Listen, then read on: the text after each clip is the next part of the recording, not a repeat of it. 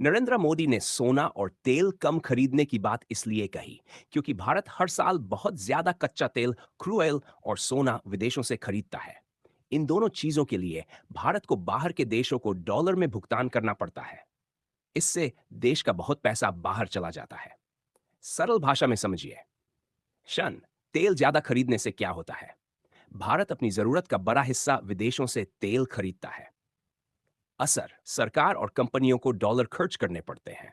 अगर तेल महंगा हो जाए तो पेट्रोल डीजल महंगा, ट्रांसपोर्ट महंगा, सामान महंगा, महंगाई बढ़ती है। यानी तेल महंगा, लगभग हर चीज महंगी।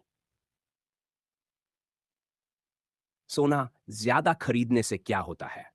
भारत में लोग निवेश और शादी के लिए बहुत सोना खरीदते हैं, लेकिन ज्यादातर सोना विदेश से आता है। असर, बहुत सारा विदेशी पैसा बाहर जाता है। देश का ट्रेड डेफिसिट बढ़ता है। ट्रेड डेफिसिट क्या है? जब भारत विदेशों से ज्यादा खरीदता है और विदेशों को कम बेचता है तो बीच का घाटा ट्रेड डेफिसिट कहलाता है। सरकार क्यों चाहती है कि लोग कम सोना खरीदें? क्योंकि सोना घर में पड़ा रहता है, उससे फैक्ट्री या नौकरी नहीं बनती। जबकि वही पैसा बिजनेस, उद्योग, स्टार्टअप, बैंक निवेश में लगे तो अर्थव्यवस्था तेजी से बढ़ सकती है। इसका देश पर क्या फर्क पड़ता है? अगर तेल और सोना कम आयात हो, डॉलर की बचत होती है, रुपया मजबूत रह सकता है, महंगाई कम हो सकती है, देश का व्यापार घाटा कम होता है, अर्थव्यवस्था मजबूत होती है। आम आदमी पर क्या असर? अगर देश का खर्च कम हो, पेट्रोल की कीमतों पर दबाव कम पड़ता है, महंगाई नियंत्रित रह सकती है, सरकार विकास कार्यों पर ज्यादा पैसा लगा सकती है। सरकार क्या चाहती है?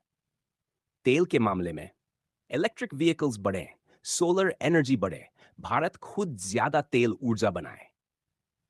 सोने के मामले में लोग डिजिटल गोल्ड, बॉन्ड्स या निवेश के दूसरे तरीके अपनाएं। पुराने सोने को बैंकिंग सिस्टम में लाया जाए। एक छोटे उदाहरण से समझिए। अगर एक परिवार हर महीने बाहर से महंगा खाना मंगवाए और बहुत गहने खरीदे तो घर का पैसा जल्दी खत्म होगा। लेकिन वही पैसा बिजनेस, पढ़ाई या कमाई बढ़ाने में लगे तो परिवार ज्यादा मजबूत बनेगा। देश की अर्थव्यवस्था भी इसी तरह काम करती है।